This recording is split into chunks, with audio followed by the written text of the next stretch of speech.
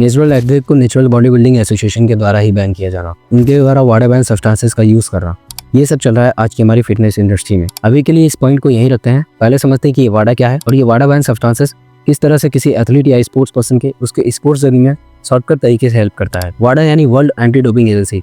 अब नाम में एंटी डोपिंग है तो इतना आइडिया लग रहा होगा कि अगर कोई भी एथलीट या स्पोर्ट्स पर्सन अपने स्पोर्ट्स में किसी तरह के डायरेटिक, मास्किंग एजेंट या स्टीरॉइड्स, बीटा ब्लॉकर्स जैसी चीज़ों का यूज़ करते हुए पकड़ा जाता है तो इस एसोसिएशन के द्वारा उसे बैन किया जाएगा या तो उसके ऊपर कई सारी पेनल्टीज लगाई जाएंगी। वाडा बैन सब्सटेंसेस की लिस्ट बहुत बड़ी है। इसमें S1 की कैटेगरी AAS में यानी एनाबॉलिक एंड्रोजेनिक स्टेरॉइड की कैटेगरी में एंड्रोस्टेनोडायोल, ट्रेनबोलोन, क्लेनबिट्रॉल, SARMs यानी selective androgenic receptor modulators, RAD 140, ये जो भी मैंने अभी बोला है ये सभी आपके एक तरह के स्टेरॉइड है और वाडा के द्वारा सभी बैन सब्सटेंस है।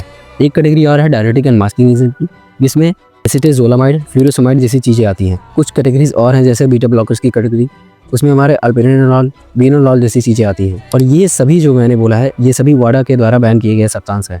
अब ऐसे साइंटिफिक वर्ड यूज़ करते हुए आप मुझे ये मत समझिएगा कि मैं बहुत बड़ा जानकार हूँ। मैंने ये सारी चीज़ें अभी 2-3 दिन पहले पढ़ी हैं और एक फिटनेस वीडियो क्रिएटर होने के नाते ये मेरी रिस्पॉन्सिबिलिटी बनती है कि मैं ये सारी चीज़ें आपके साथ शेयर करूँ। सो अभी 2 मेजर सब्सटेंस के ऊपर बात करते हैं जो हमारे 2 एथलीट्स के ऊपर एलिगेशंस लगे हैं जो इन्होंने यूज़ किए हैं। क्लेनबिट्रॉल एंड फ्यूरोसमाइड। क्लेनबिट्रॉल एक तरह का स्टेरॉइड है। ये हमारे हार्ट पेशेंट और किडनी पेशेंट को दिया जाता है।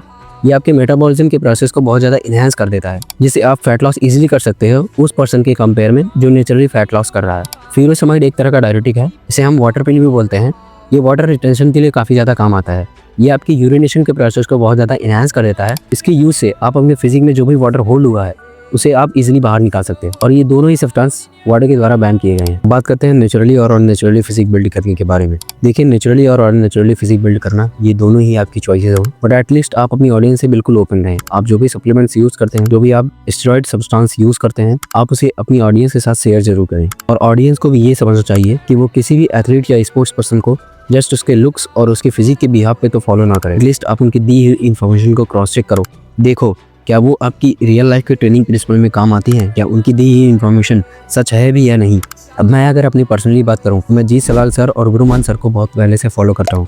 उनकी दी हुई हर एक बात, उनकी दी हुई हर एक इन्फॉर्मेशन मेरे रियल लाइफ में बहुत काम आई है। मैंने जो भी अभी तक सीखा है उनके द्वारा ही सीखा है। तो अगर आप किसी भी पर्सन के जस्ट फिजिक और उसके लुक्स के बिहाफ पे फॉलो करने लगते हो या उसके प्रिंसिपल को फॉलो करने लगते हो तो हो सकता है कि ये इन फ्यूचर आपके लिए हार्मफुल हो। So stay safe, stay healthy and stay alert. Thank you and thanks for watching this video.